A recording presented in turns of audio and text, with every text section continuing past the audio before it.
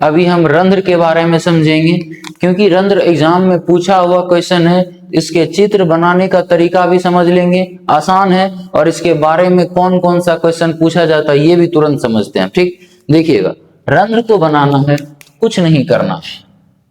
इसके लिए बस एक चीज करिए, एक काजू नुमा संरचना बनिए। वो तो बना ही सकते हैं आप, बन जाएगा तो जी सर बन जाएगा। काजू है ये तो बच्चा से खा रहे तो सर तो बना ही लेंगे, इसमें पूछ रहे हैं सर हम लोगों को क्या। तो ये लीजिए बन गया, बना देंगे। जब ये बन गया तो कुछ भी नहीं करना है, बस क्या करना है, यहां से एक इस तरह से खींचिए, एक यहां से इस तरह से खींचिए, फिर इधर लेके आइए, फिर यहां से ऐसे खींच दीजिए, हो जाएगा। कर देंगे कि जी सर।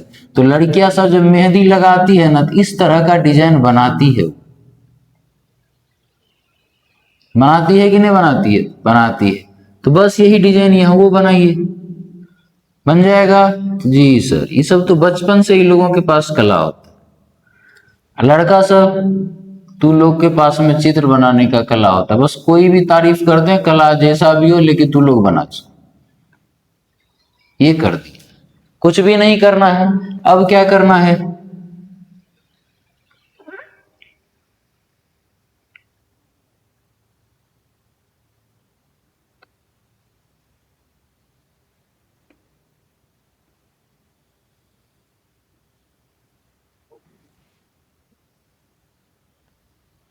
हो जाएगा, ये बना दीजिएगा आप, बन गया तो रंध्र भी बन गया। कुछ भी नहीं करना है इसमें, इस तरह से इस तरह से इस तरह से बैठा दिए, रंध्र बन के तैयार। ठीक, नामकरण करना है। नामकरण करने से पहले हम समझते हैं, मान लीजिए कि ये एक पत्ती है, ठीक, ये एक प्रकार का पत्ती है। अब इस पत्ती का जो ऊपर लगा लेयर होता है त्वचा, तो ऊपर में जो है इसको बाह्य कहेंगे, त्वचा को त्वचा कहिए। तो बाह्य का मतलब होता है एपी, और त्वचा का मतलब होता है डर्म, यानी कि कौन सी होगा, एपिडर्मिस होगा।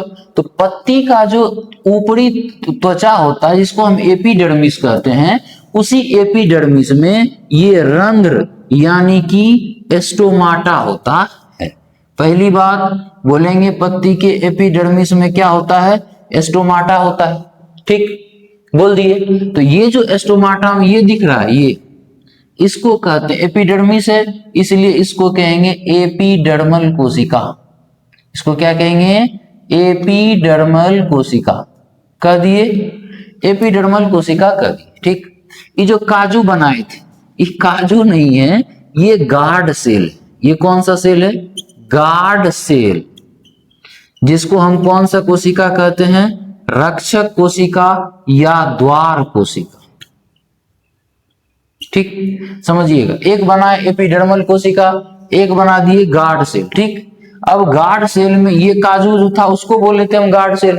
इसमें जो डॉट डॉट दिख रहा है ना, इस डॉट डॉट को कहते हैं क्लोरोप्लास्ट। क्लोरोप्लास्ट कह देंगे, तीन गो नाम याद रहेगा ना, हो गया। कुछ करना इसमें। और ये जो बीच में दिख रहा है ना, इस ये यदि खुला हुआ है तो रंध्र खुला हुआ है, ये बंद हो गया तो रंध्र बंद हो गया। रंध्र से ही गैसों का आदान प्रदान होता है। पूछेंगे गैसों का आदान प्रदान किससे होता है, रंध्र से ही होता है। गैसों का आदान प्रदान रंध्र से होता है। प्रकाश संश्लेषण शुरू से लेकर अंत तक किसमें होता है, क्लोरोप्लास्ट हरितलवक में ही होता है। अब समझिएगा, रंध्र को बनाना आसान है, यह पत्ती के एपिडर्मिस में होता है। एक एपिडर्मल कोशिका दे दिए, एक यहाँ पर गार्ड सेल लगा दिए और क्लोरोप्लास्ट दे दिए। प्रकाश संश्लेषण शुरू से अंत तक कहाँ होता है, क्लोरोप्लास्ट में होता है। गार्ड सेल ही निर्धारित करेगा कि रंध्र कब खुलेगा और रंध्र कब बंद होगा। तो पूछेंगे कि रंध्र का खुलना और बंद होना किस पर निर्भर करता है, गार्ड सेल पर। जब गार्ड सेल नमी को अवशोषित करता है तो गार्ड सेल फूल जाता है, तो रंध्र भी खुल जाता है। और जब उसमें से नमी उड़ जाएगा तो ये सिकुड़ने लगेगा, जिससे कि रंध्र भी क्या हो जाएगा, बंद हो जाएगा। बात समझे। अब देखिए, दो तीन क्वेश्चन याद रखिए। गैसों का आदान प्रदान विसरण विधि से किस में होता है, रंध्र में होता है। तो विसरण विधि यानी किस विधि से, तो विसरण विधि से। उसके बाद क्लोरोप्लास्ट है ना, तो पहली बात याद रखिएगा, पत्ती, पत्ती को हम कहते हैं प्रकाश संश्लेषी अंग। पत्ती को हम क्या कहते हैं? प्रकाश संश्लेषी अंग, प्रकाश संश्लेषी अंग कहते हैं। उसके बाद क्लोरोप्लास्ट था ना, तो जब क्लोरोप्लास्ट आएगा, क्लोरोप्लास्ट आएगा तो इसको कहते हैं प्रकाश संश्लेषी अंगक।